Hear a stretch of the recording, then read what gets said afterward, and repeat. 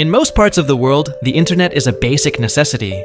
But in one small country in East Africa, the internet remains a rare luxury. A place where 1 hour online can cost half a day's wages. This is Eritrea, one of the countries with the most limited internet access on earth. A land that moves under silence, where people live cut off from the modern world. A place where time seems to have stopped, and the only thing certain is quiet.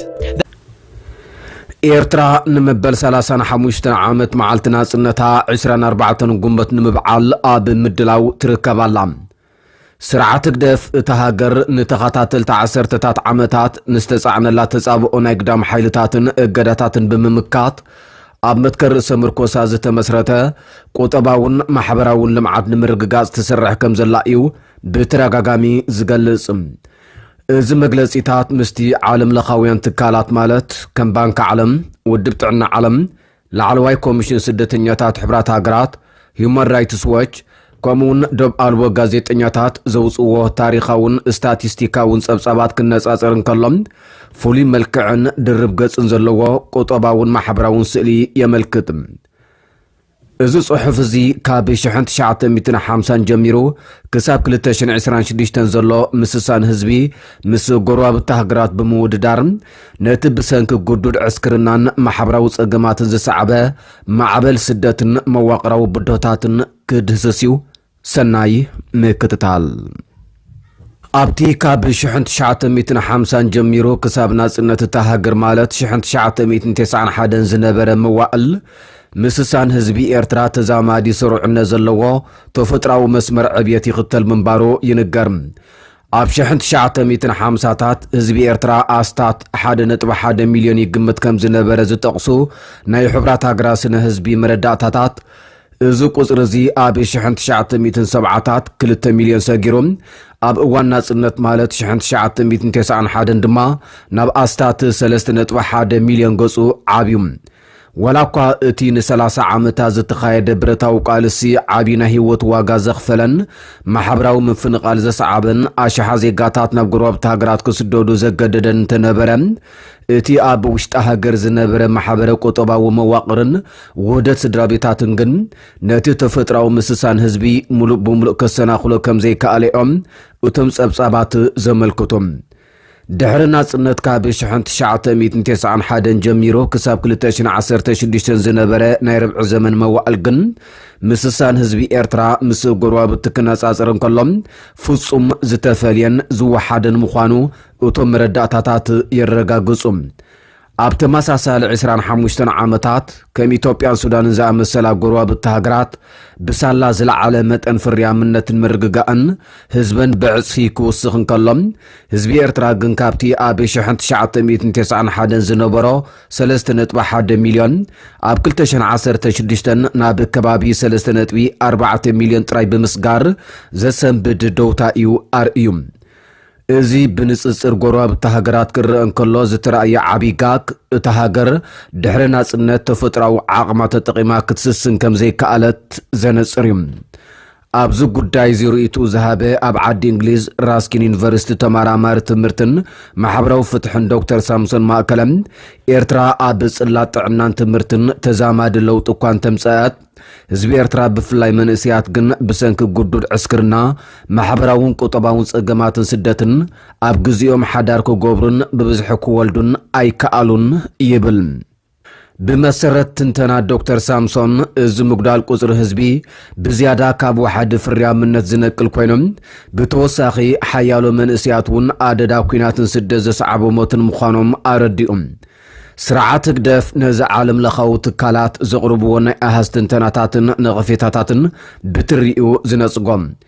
ኤርትራ መስኮሉ ናይ ግዳም ተጻቦታታን እገዳታትን በውሽጣዊ ዓቅማና ጻሕሪአን ኣብ ጽላት ጥዕናን ትምህርትን ዓበይቲ ዓወታት ተመዝግብ ከም ዘላ ኸኣ ይገልጽ እቲ ስርዓት እታ ሃገር ድሕሪ ናጽነት ዝገጠማ ቁጠባውን ፖለቲካውን ዕንቅፋታት ብሰንኪ ዶባዊ ውግእ ዝተነብረላ ዘይፍትሓዊ እገዳታትን ኢድ ኣታውነት ናይ ግዳም ሓይልታትን ምዃኑ ይከራኸር ውልቀ መላኺ ኢሳያስ አፈወርቂ ኣብ 2017 ብዛዕባ ስደታ መልኪቱ ኣብ ዝሃቦ መግለጺ أبوشت زي زحالة في عسران حموشتن عامتات نمس نافنان من بركخنان زيت جبرنا جريلن تكندن أوجم كوينات جن عقم سبنا نمزقاقون فحفحن مبالن يلونيرم ناي مهدم مسالت يا نمس جردوبن كالن زخون نخوادت كابدوب مسجر كاون كساب أب كلايت حلكات موت زخيد نجر هاندبت ويفنو نجر يكونن ودبيو عبيتنا أوروبان أمريكان تكالا سليا زلو أون زودو أون جزيف مال سليعنا لزسر حول زلو أي كبل بسنك حدا جنيا بوليس أسعيبون زقات أمس انت تزبن عنوة تحت غرص انت حتى تكامو خان مهدام تزاري بنيرم محابرة قطبا ومسلات كم سرطا مسل دك سب قدامنتكو وهابوز قبا زقلز اتسرعات اب تحت كبير جيوبوليتيكا وصغط خوينا كوا كاب قرواب التهاجرات زحاشي ما أكل عمره هوت كتمزق مبقعا كم عابينا يرأس مركوسا عوت يغاصرهم تعالم لخوص أبسابات كم زنصرهم زبير تراب بخمتكو السخوز زنح زي مسسانو بتو فترة ومغنياتا زي كونم أبوشت تهاجر بسنكس تفترة بوليتيكاون محبراون سأقامات مخانو يملكتم بفلاي كابي شحن 998 تنجميرو بسنكز تولع دبا وقن مسؤوز سعابناي اي كوينات اي سلام كودتاتن تسرعات نتعصرت شمونت اوارح زنبرها قراو اقلقلوت نعصرت تات عامتات بزير ديت سبات كناوحيو جميروم إذا قدب ألبو قدد عسكرنا عنكفات فتران عيون زسعبن نتنطف عقم ساب كاب تفتراو من مسرا سدرابيتن قوطباو نتفتاتن كم زقوت او يتنتانيوم إذا كنتات الزغاء أبتهاجر عابينا ولدتات قاق فتيرو كمزالو يقلاسم سابسابات حبرات هاجرات ما كلا عد مهزبي إرترا 19 عامت مخانو يملكتم إذا مالت حج زالو لعلي 700 هزبي تحت 35 عام زعد من منسيات نتناي 30 عامت برتاو قالسي بأكال أي رأيون إذا حدش ولدزي قطباون ديجيتالاون ناس نزت اللبكوان تخونم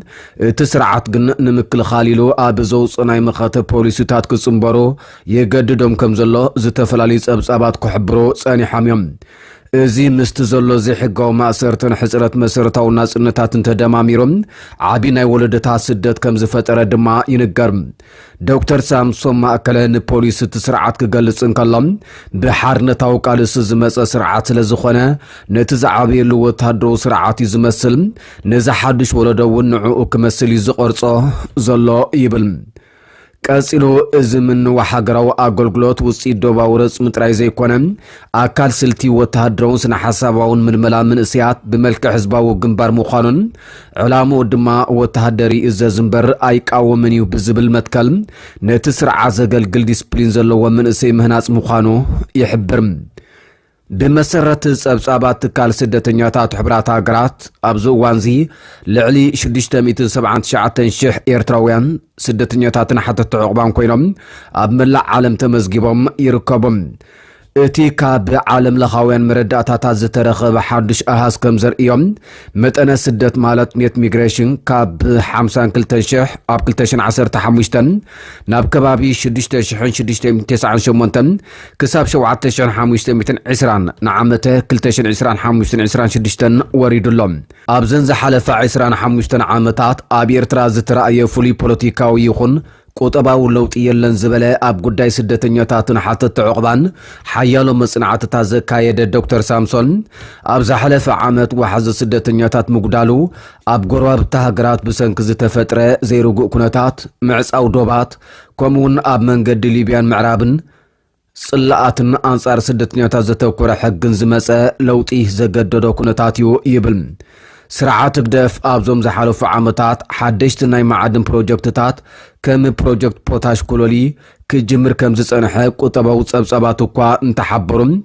اتي اب تكالا زل عميق مواقراو صقمغن نتلعلي 200 ميتاوي زبصحنا عدا صقطن مفتاحن حدشت ناي وصا وفرن مسحابن عبي عنقفات كوينو يقصل كم زلو يحبرم دكتور سامسون تسرعات نرأس مركوسا كم سنة حساب بر ኣብ ግብሪ ከምቲ ዝዝረበሉ ዘተግብሮ ዘሎ ኣይመስለንን ምኽንያቱ ዕዳና ብዙሕ ዘምጻናዮ ለውጢ ድማ ውሕድዩ ይብል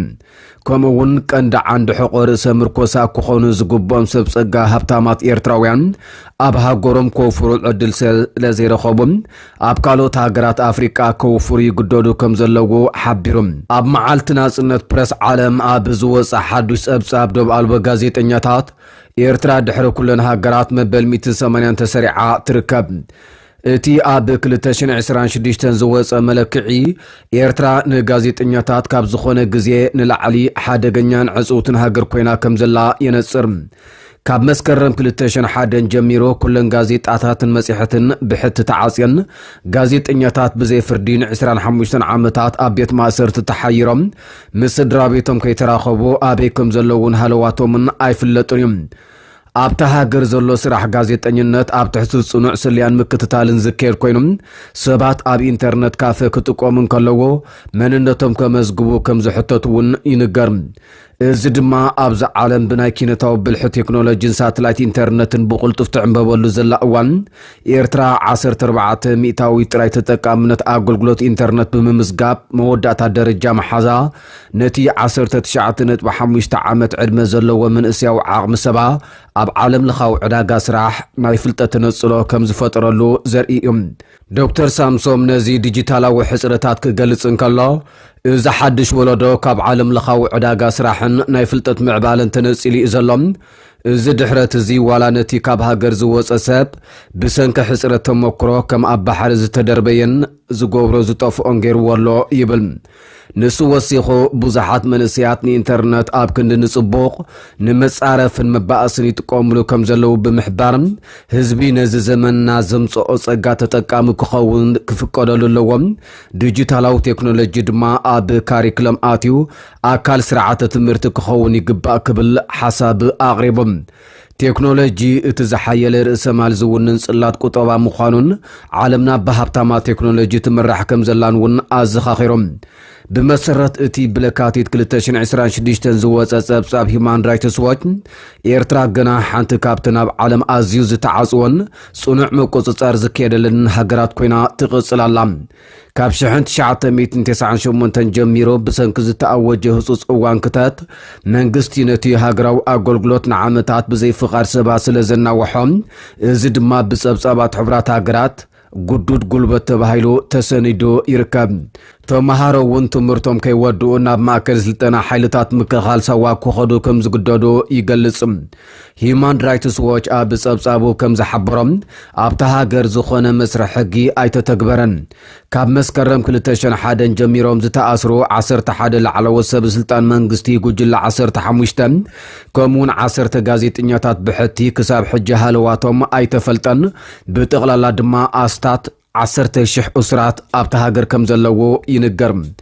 ኤርትራ ክሳብ ሕጂ ናይ ሕብራት መንግስታት ሻራ ዘይብሎም ኪላታት ሰብኣዊ መሰላት ናብታ ሃገር ከይዶም ክዕዘቡ ከልኪላላ ሎኽ እቲ ስርዓት ኣብ ኣኼባ ኮሚሽን ሰብኣውን ህዝባውን መሰላት ኣፍሪቃ ኣብ ዘስምዖ መደረ ኤርትራ ኣብ ዝእዋንዚ ጽኑዑን ስርሑ ዝዓምምን ሃገራዊ ናይ ሕጊ መዋቕር ንምህናጽ ኩለ መድያዊ ስራሓት ምምሕያሽ ሕጊ ተካይድ ከም ዘላ ክዛረብ ተሰሚዑ ነይሮም ኣስዒቡ ሲቪላውን ገበናውን ሕግታት ዝርከብዎም ዝተፈላለዩ ሕግታት ምርምርን ምእራምን ይግበረሎም ከም ዘለውን ክሕብር ተሰሚዑም ኤርትራ ነቲ ኣብ እዋን ሃፀይ ሃይለ ስላሴ ዝነበረ ሕግታት ብምምሕያሽ ክትጥቀመሉ ዝጸንሐት ኮይና ቅድሚ ገለ ዓመታት ሓዱሽ ሕግታት እኳ እንተተነድፈ ኣብ ግብሪ ከም ዘይወዓለ እዩ ዝንገር ሓደ ካብቲ እቲ ስርዓት ብብዝሒ ዝነኣደሉን ዓለም ለኻውያን ትካላት እውን ዝሰማምዕሉን ዓወት ኣብ መዳይ ምክልኻል ሕማማት ዝተመዝገበ ውጽኢት ኮይኖም ኤርትራ ኣብ ዝእዋንዚ ማእከላይ ዕምሪ ህይወት 69.4 ዓመት ደቂ ኣንስትዮን 71.5 ደቂ ተባዕትዮ ኣመዝጊባ ትርከባላ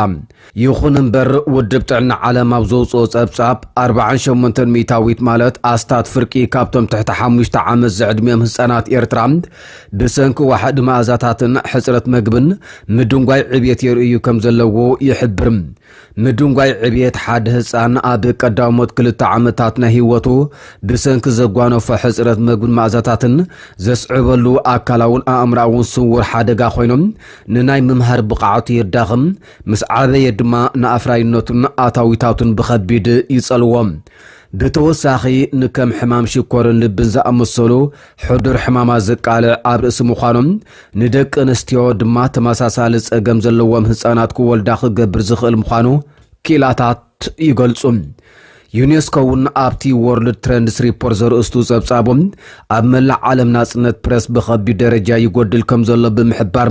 ከምዚ ኤርትራ ኣብ ዝተሓተ ደረጃ ዝተስርዓትሉ ጸገም ንደረጃ ዕብየት ኩለን ሃገራትን ሓይሊ ሰብን ከም ዝጸለዎ የመልክት ነዞም ኩሎም ዝተፈላለዩ ዓውድታት ብሓደ ብምጥማር ናይ ኤርትራ ድርብ ገጽታታት ምዝግምገም ኣብ መንጎቶም ዝተመዝገቡ ዓወታትን ዘለዎ መዋቕራዊ ቡድታትን ዓብይ ጋግ ይርአ ኣብ ዓቕሚ ሰብ እቲ ሃገር ማእከላይ ዕድመ 19.5 ዓመት ኣብ መዳይ መናጽ ደቂ ሰብ 3.5 ነጥቢ እኳ እንተመዝገበት እቲ ሃዋህው ንግዲ ግን ብሰንኪ ነዊሕ ሃገራዊ ኣገልግሎት ሓደ ኮይኑ ይርከብ ኣሎ እቲ ኣብ 19.5 ዓመት ዝርከብ ዝበዝሕ ዓቕሚ ሰባ ኸኣ ኣብ ግላዊ ዕዮን ፈጥራዊ ዕዮን ክሳተፍ ከም ዘይክእል የመልክት ኣብ ጽላት ቁጠባዊ ሓፈሻዊ ፍርያት ሃገር 2.9 ቢልዮን በፂሑ ተዛማዲ ወስኽ ዝረኣየ እኳ እንተኾነ እቲ ህዝባዊ ዕዳ ካብ ሓፈሻዊ ፍርያት ሃገር ልዕሊ 200 ሚእታዊት ምብላጹን እቲ ሃገር ሓንቲ ካብተን ዝደኸየ ሃገራት ዓለም ከም ዝኾነት እቲ ጸብጻብ የረድም ዶክተር ሳምሶን ማእከለ ነዚ ኣብ መንጎ ዓለም ለኻዊ ጸብጻባትን መግለጺታት እቲ ስርዓትን ዘሎ ፍልልይ ክድምድምን ከሎም ወላ እኳ ሃጓፋት እንተለዎ ዓለም ለኻውያን ትካላት ዘውፅዎ ጸብጻብ ነተን ሃገራት ዘንጸባርቕ ኩንነት ስለ ዝኾነ ክንክሕዶ ኣይንኽእልን ኢና ይብል ዶክተር ሳምሶን ማእከለ ነዚ ኣብ መንጎ ዓለም ለኻዊ ጸብጻባትን መግለጺታት እቲ ስርዓትን ዘሎ ፍልልይ ክድምድምን ከሎም ወላ እኳ ሃጓፋት እንተለዎ ዓለም ለኻውያን ትካላት ዘውፅዎ ጸብጻባት ነተን ሃገራት ዘንጸባርቕ ኩንነት ስለ ዝኾነ ክንክሕዶ ኣይንኽእልን ኢና ይብል እቲ ስርዓት ነቲ ብናጻ ዝወሃብ ትምህርትን ሕክምናን ከም ዓወት ይሕሰቦ እምበር እዞም ተገይሮም ዝበሃሉ ለውጥታት ግን ብዋጋቲ ብናጻ ዘገልግል ዘሎን መሰሉ ካሓት ዘይፍቀደሉን ህዝቢ ብፍላይ ከዓ መንእስያት ይካየዱ ከም ዘለዉ ምግንዛብ የድሊ ብምባል ይነቅፍ ስርዓት ግደፍ ፖለቲካውን ቁጠባውን ለውጢ ክገብር ግዛእተ ሕጊ ቅዋም ከተግብር ህዝቢ ድማ ኣብ ቁጠባውን ፖለቲካውን ሃገሩ ብናጻ ክሳተፍ ዕድል ክፈጥር ኣለዎ ብምባል ከዓ መፍትሒ ይቐምጥ